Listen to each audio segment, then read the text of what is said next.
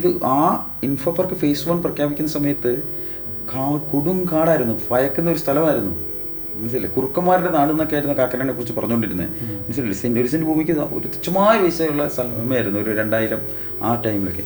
ഇപ്പം കാക്കനാടിൻ്റെ വില എന്താ? അതായത് കൊച്ചി എന്ന് പറയുന്നത് 1967 ഡെവലപ്പ് ചെയ്തിട്ടുള്ള റേഡിയസേ ഉള്ളൂ. ഒരു 5 കിലോമീറ്റർ റേഡിയസ് കിടക്കുന്ന കോർപ്പറേഷനാണ്. മനസ്സിലായില്ലേ, ഗ്രേറ്റർ കൊച്ചി എന്ന് പറയുന്ന ഒരു ആശയം വരെ.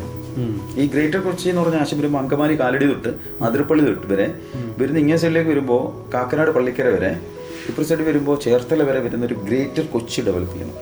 ഞാൻ ഒരു 6 മന്ത് ബാക്ക് യു എസിലുള്ള ആളുകളുടെ അടുത്ത് ഞാൻ സംസാരിക്കുമ്പോൾ അവർ യു എസിൽ ഇൻവെസ്റ്റ്മെൻറ്റ് വളരെ ഇൻട്രസ്റ്റിംഗ് ആയിട്ടാണ് സംസാരിക്കുന്നത്. മനസ്സിലായി, ഇവിടുത്തെ എല്ലാ പ്രോപ്പർട്ടിയും വിറ്റവർക്ക് യു എസിലേക്ക് ഇൻവെസ്റ്റ് ചെയ്യുന്നത്. ഇന്ന് അവർ തിരിച്ചു വിളിച്ചു തുടങ്ങി. മോർ സ്റ്റോറീസിൻ്റെ വീഡിയോ ബോക്സിലേക്ക് വീണ്ടും സ്വാഗതം. നമ്മളോടൊപ്പം ഇന്നുള്ളത് MS പ്രദീപ്, പവലീസ് ഐഡൻറ്റിറ്റി എന്ന വില്ല പ്രോജക്റ്റിൻ്റെ, കാക്കനാട് ഏറ്റവും ഫേമസ് ആയിട്ടുള്ള വില്ല പ്രോജക്റ്റിൻ്റെ ഓണറാണ്. MS പ്രദീപ്, നമസ്കാരം. നമസ്കാരം. പ്രദീപ്, എനിക്ക് പ്രദീപിനോട് ചോദിക്കാനുള്ളത്, പ്രദീപ് എന്തുകൊണ്ടാണ് ഈ കൊച്ചി തിരഞ്ഞെടുത്തത്? അതെന്ന് 2, കൊച്ചി കേരളത്തിൻ്റെ ഒരു അൺഒഫീഷ്യൽ ക്യാപിറ്റലായിട്ട് മാറിക്കൊണ്ടിരിക്കുകയാണോ? അത് എന്താണ് അതിൻ്റെ ഒരു കാരണം? ആ ഡെവലപ്മെൻറ്റ്സിനെ കുറിച്ചൊന്ന് പറയാം, കൊച്ചിയുടെ ഫ്യൂച്ചറിനെ കുറിച്ചൊന്ന് പറയാമോ? ഓക്കെ, ഒരു അൺഒഫീഷ്യൽ ക്യാപിറ്റൽ എന്ന നിലയിൽ കൊച്ചിയുടെ ഫ്യൂച്ചറിനെ കുറിച്ച്. ഞാൻ കഴിഞ്ഞ ഒരു 15 വർഷമായിട്ട് റിയൽ എസ്റ്റേറ്റ് ഇൻഡസ്ട്രിയിലുണ്ട്. അതിനകത്ത് ഞങ്ങൾ ഫോക്കസ് ചെയ്യുന്നത് കൊച്ചി തന്നെയാണ്.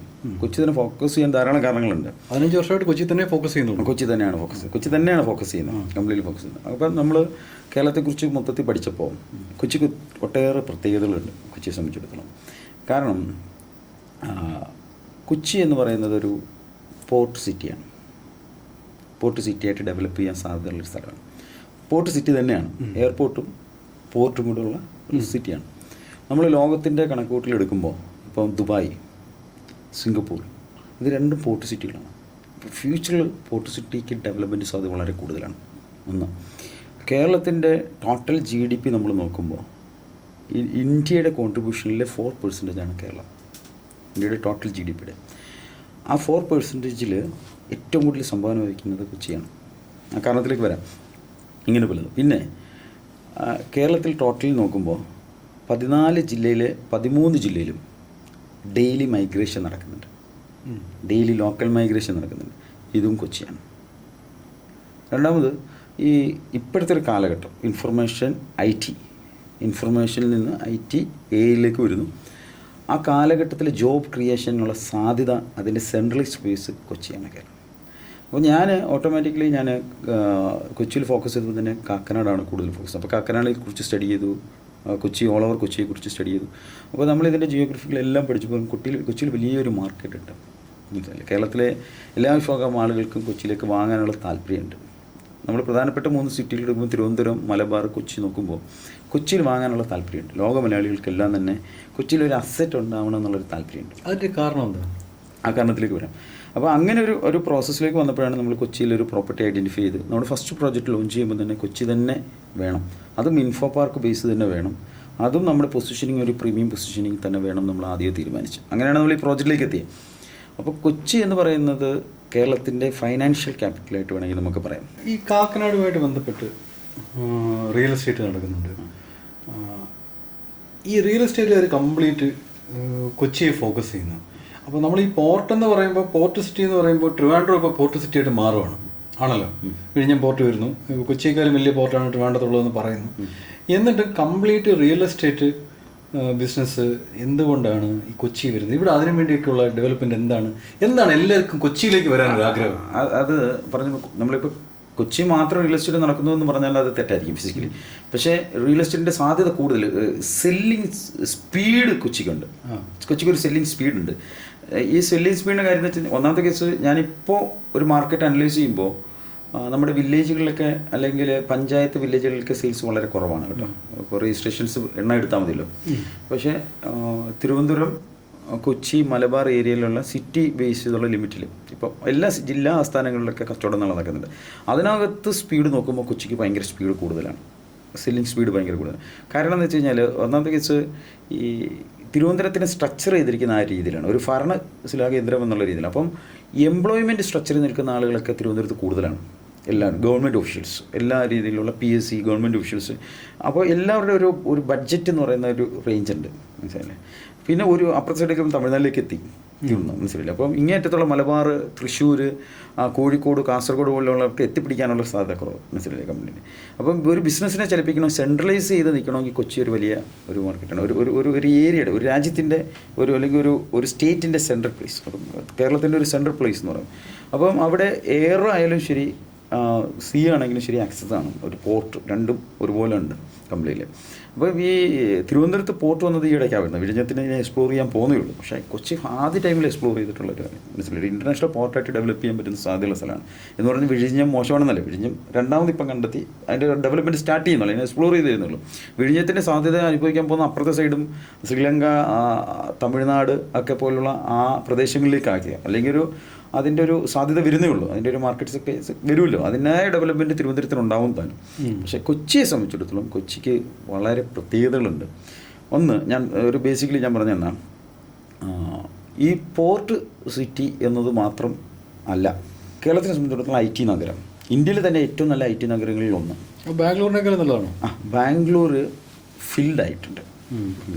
എനർജി വേസും കാലാവസ്ഥ വേസും ബാംഗ്ലൂരിനേക്കാൾ നല്ലതാണ് കൊച്ചി കംപ്ലീറ്റ്ലി, മനസ്സിലല്ലേ. അപ്പോൾ ഈ മലയാളികളായിട്ടുള്ള ആളുകളാണ് ബാംഗ്ലൂർ ധാരാളം കമ്പനിയിൽ വർക്ക് ചെയ്യുന്നത്. അവരെ സംബന്ധിച്ചിടത്തോളം കൊച്ചി തന്നെയാണ് പ്രിഫർ ചെയ്യുന്നത്. പക്ഷേ അതിനനുസരിച്ചുള്ള ഇൻഫ്രാസ്ട്രക്ചർ ഡെവലപ്പ് ചെയ്തിട്ടുണ്ട്. ഞാനതാ പറഞ്ഞു, പുതിയ ഗവൺമെൻറ് വന്നപ്പോൾ ഒരു ബിസിനസ്സുകാരൻ എന്നുള്ള രീതിയിൽ എനിക്ക് ഭയങ്കര പ്രതീക്ഷയാണ്.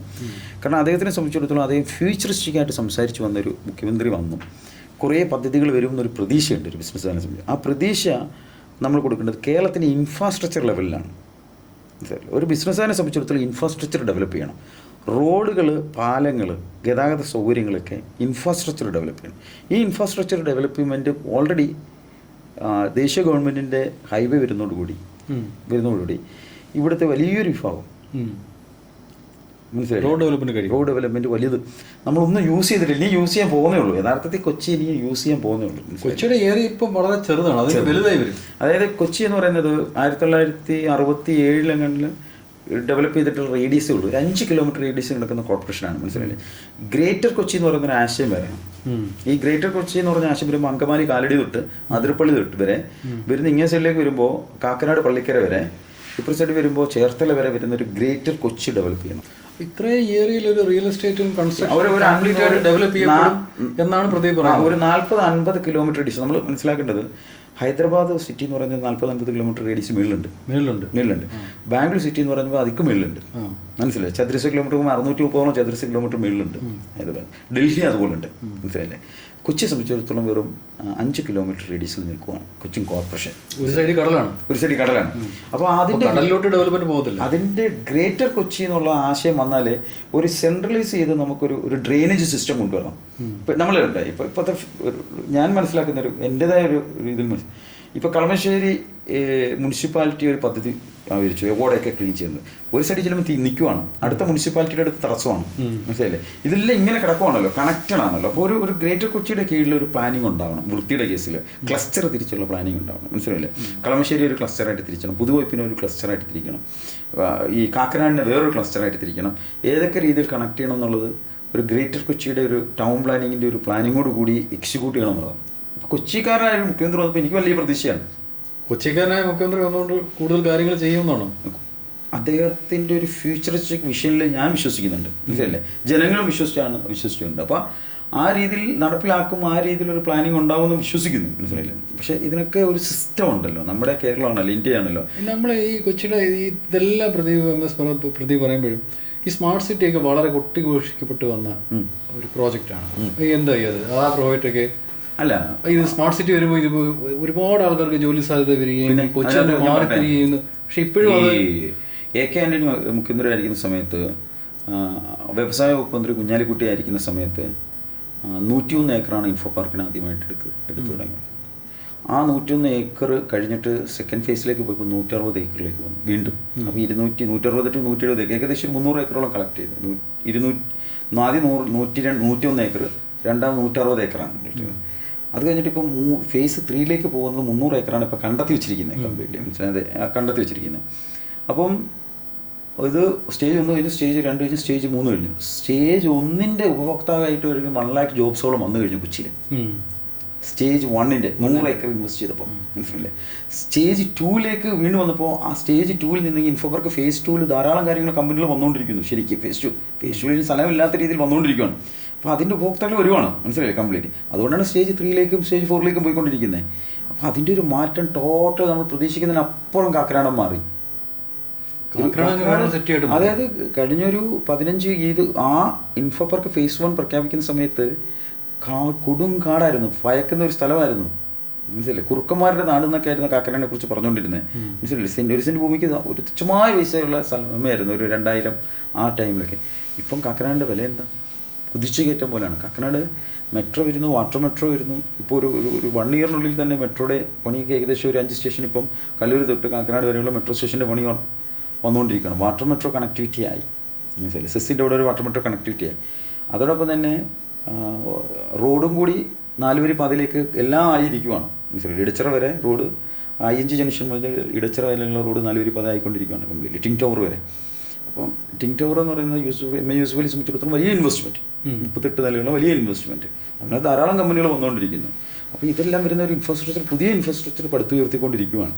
അപ്പോൾ ഇതിനകത്ത് 2 രീതിയിലുണ്ട്. ഒന്ന് ഗവൺമെൻറ്റും ഉണ്ട്, ഒന്ന് റിയൽ എസ്റ്റേറ്റ് ചെയ്യുന്ന അല്ലെങ്കിൽ ബിസിനസ് ചെയ്യുന്ന എൻ്റർപ്രൈസും ഉണ്ട്. ഇവർ രണ്ടും കൊണ്ടും സിങ്ക് ചെയ്ത ഒരു നാടിനെ മാറ്റുന്നത്, ഒരു നാടിൻ്റെ ഇൻഫ്രാസ്ട്രക്ചർ മാറുന്നത്. അതുപോലെ ദീർഘവീക്ഷണത്തോടുകൂടി ഇനിയും ഇൻവെസ്റ്റ് ചെയ്യാൻ കൊച്ചിയിൽ സ്പേസ് ഉണ്ട്.